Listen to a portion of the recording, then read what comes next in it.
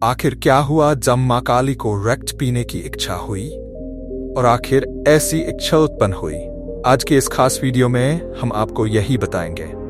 अगर अभी तक आपने हमारे चैनल को सब्सक्राइब नहीं किया तो श्रोताओं देख इस बात की चैनल को अभी सब्सक्राइब करें और बेल आइकन जरूर दबाएं कि ऐसी ही खास लेटेस्ट अपडेटेड वीडियो आपको जाने और सुनने को मिलती रहें। मां काली को सर्वश्रेष्ठ माना जाता है।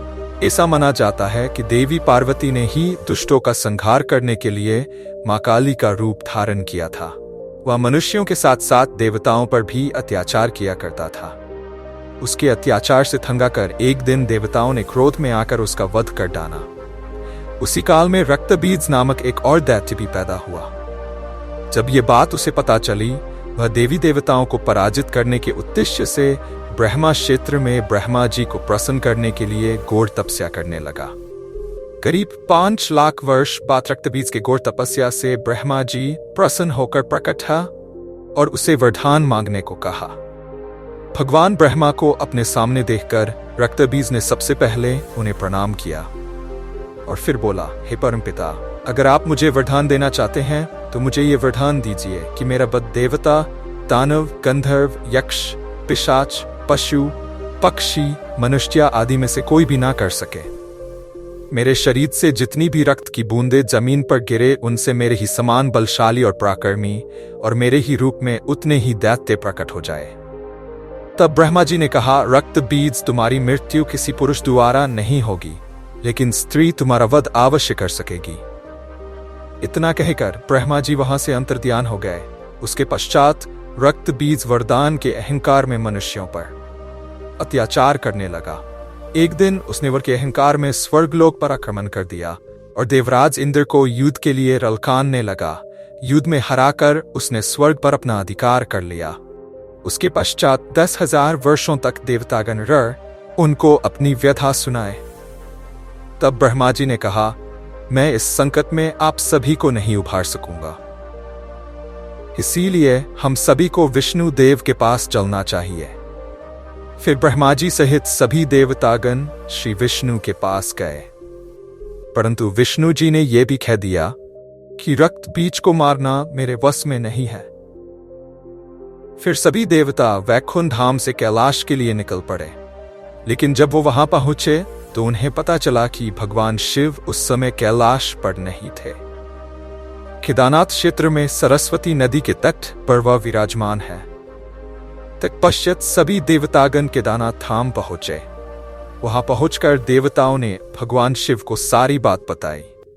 देवताओं ने देवताओं ने देवताओं ने देवताओं ने देवताओं ने देवताओं ने देवताओं ने देवताओं ने देवताओं ने देव ने देवताओं ने देवताओं ने देवताओं ने देवताओं ने देवताओं ने देवताओं ने देवताओं ने देव कोई अपराध करने का विवश पूरा हो जाए।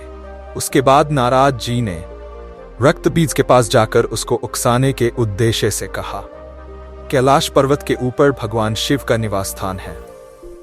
शिव जी को छोड़कर सभी देवी देवता दानव तुम्हारी आज्ञा का पालन करते हैं और तुमसे डरते हैं, परंतु शिव जी के साथ एक तांडवी नाम की एक अबला नारी रहती है, जिसे शिव जी के कारण देव दानव कोई भी उनसे जीत नहीं सकता। तब रक्तबीज ने कहा, देवाऋषि, ऐसा क्या कारण है जो उसको कोई नहीं जीत सकता?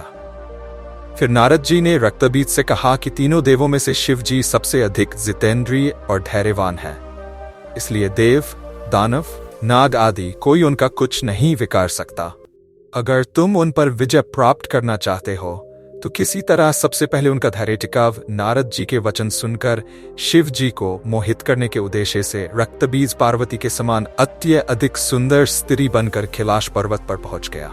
उसके रूप और यौवन को देखकर एक बार तो शिव जी मोहित हो गया, परंतु तभी पार्वती जी वहां आ पहुंची। ये देख शिव जी ही दुविधा में पड़ गया। उन्होंने ध्यान योग से उस पार्वती रूपी दैत्य रक्तबीज को पहचान लिया। तब उनने क्रोध में आकर उसे श्राप दिया है, दुष्ट, तू कपट से पार्वती का विष बनाकर मुझे चलने आया है, इसलिए महेश्वरी पार्वती ही तेरा वध करेगी। भगवान शिव का अपमान करने के बाद रक्तबीज अपने दरबार में आ गया। फिर वह अपने राक्षस मंत्री गण के साथ शिव जी पर विजय प्राप्त करने की योजना वरान लगा। उसने सबसे पहले अपने मंत्री गंडस कहा कि यदि पार्वती मुझसे प्रेम करने लगी तो शिव का धैर्य या अपने आप ही नष्ट हो जाएगा। फिर पत्नी वियोग के कारण शिव कमजोर हो जाएगी और उसके बाद उसे हम आसानी से जीत सकेंगे। फिर उसने अपने मंत्रियों को बताया कि शिव ने उसे स्थरी के हाथों मरने का श्राप दे दिया है, लेकिन ये नहीं जानता कि मेरे सामने जब इंद्र सहित कोई भी देवता नहीं टिक पाए तो भला मेरा वध एक स्थरी कैसे कर सकती है। इतना कहकर रक्तवीज जोर जोर से हंसना लगा।